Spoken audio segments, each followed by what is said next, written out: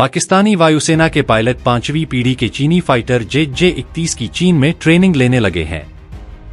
इन stealth fighter jet को जल्द ही पाकिस्तान की वायुसेना में शामिल किया जाएगा।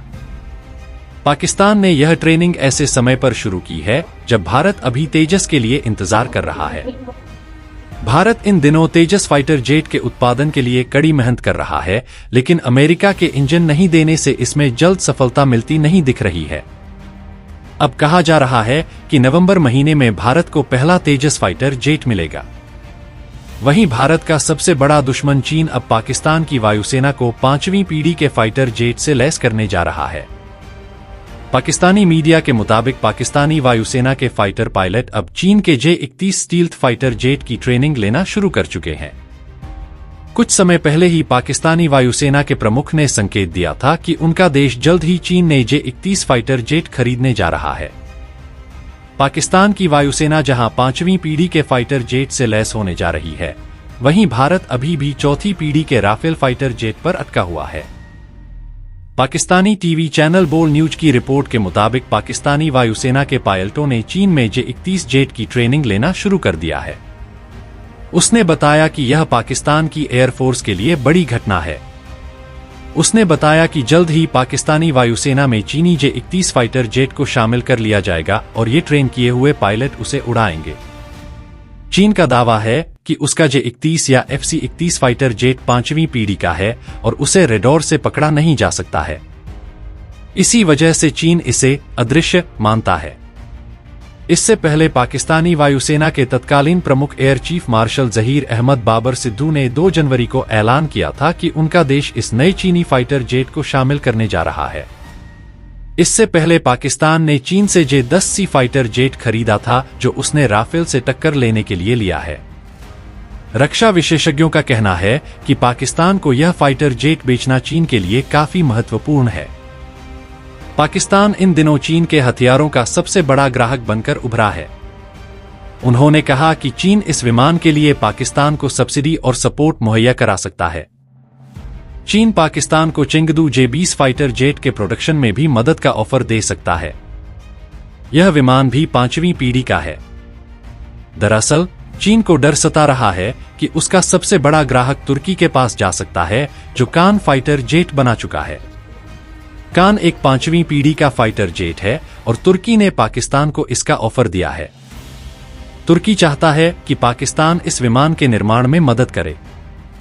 वहीं कंगाल पाकिस्तान अब चीन बनाम तुर्की में फंसा हुआ था, लेकिन माना जा रहा है कि वह अपने आका चीन की ओर ही जा रहा है।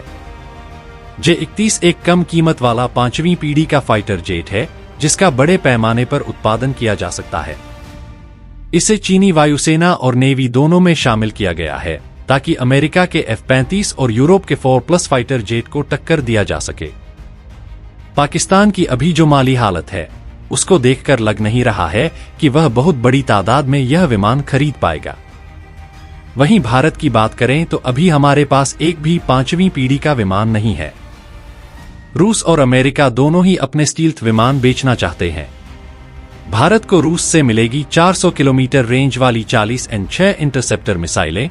जानिए किस काम आएंगी। भारत को बहुत जल्द 120 नई 40N6 इंटरसेप्टर मिसाइलें रूस से मिलने वाली हैं।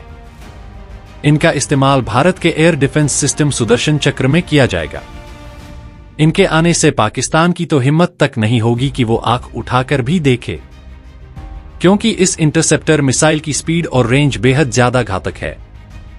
रूस ने भारत को 120 लंबी दूरी की इंटरसेप्टर मिसाइल देने को कहा है। ये मिसाइलें सतह से हवा में मार करती हैं। ये फैसला रूस ने प्रधानमंत्री नरेंद्र मोदी की मॉस्को यात्रा के बाद लिया है। ये मिसाइलें भारत के पास मौजूद रूसी air defence system S-400 Triumph में लगाई जाएंगी, जिनका नाम बदलकर अब सुदर्शन चक्र रख दिया गया है। 120 और इंटरसेप्टर मिसाइलों को मिलने के बाद भारत को पाकिस्तान और चीन की तरफ से पैदा की जाने वाली दिक्कतों का सामना करने में परेशानी नहीं होगी। सुदर्शन चक्र एयर डिफेंस सिस्टम में 40N6 इंटरसेप्टर मिसाइलें लगती हैं। चाहे जितनी भी गति क्यों न हो, ये कम ऊंचाई पर उड़ रहे टारगेट्स को भी निशाना बना सकती हैं। जैसे हेलीकॉप्टर्स और ड्रोन्स या फाइटर जेट्स। सुदर्शन चक्र को वायुसेना के अवैक्स विमानों और सिस्टम के साथ जोड़ दिया गया है ताकि उनके राडार में जब भी दुश्मन दिखाई दे, सुदर्शन चक्र अपने आप एक्टिव हो जाए, जरूरत पड़ने पर हमला बोल सके। डिफेंस एक्सपर्ट्स का मानना है कि सुदर्शन चक्र में लगी 40N6 मिसाइलें वायुसेना के राफेल और सुखोई 30 MKI फाइटर जेट मिलकर पाकिस्तान की पूरी F-16 फ्लीट को खत्म कर सकते हैं। इसकी रेंज 380 किलोमीटर है। इसकी वजह से भारत का एयर डिफेंस सिस्टम काफी ज्यादा मजबूत हो जाएगा। एक बार में 72 मिसाइल दाग सकता है यह सिस्टम। S-400 एक बार में एक साथ 72 मिसाइल छोड़ सकती है। इसके सबसे खास बात यह है कि इस एयर डिफेंस सिस्टम को कहीं मूव करना बहुत आसान है, क्योंकि इसे 8x8 के ट्रक पर माउंट किया जा सकता है। S-400 को नाटो द्वारा SA-21 Growler long range defence missile system भी कहा जाता है। -50 डिग्री से लेकर -70 डिग्री तक तापमान में काम करने में सक्षम इस मिसाइल को नष्ट कर पाना दुश्मन के लिए बहुत मुश्किल है, क्योंकि इसकी कोई फिक्स पोजीशन नहीं होती, इसलिए इसे आसानी से डिटेक्ट नहीं कर सकते। S-400 मिसाइल सिस्टम में 4 तरह की मिसाइलें होती हैं, जिनकी रेंज 40, 100, 200 और 400 किलोमीटर तक होती है। यह सिस्टम 100 से लेकर 40,000 फीट तक उड़ने वाले हर टारगेट को पहचानकर नष्ट कर सकता है। S-400 missile system, S-400 air defence missile system का राडार बहुत अत्याधुनिक और ताकतवर है। 600 किलोमीटर की रेंज में 300 टारगेट ट्रैक करने की ताकत।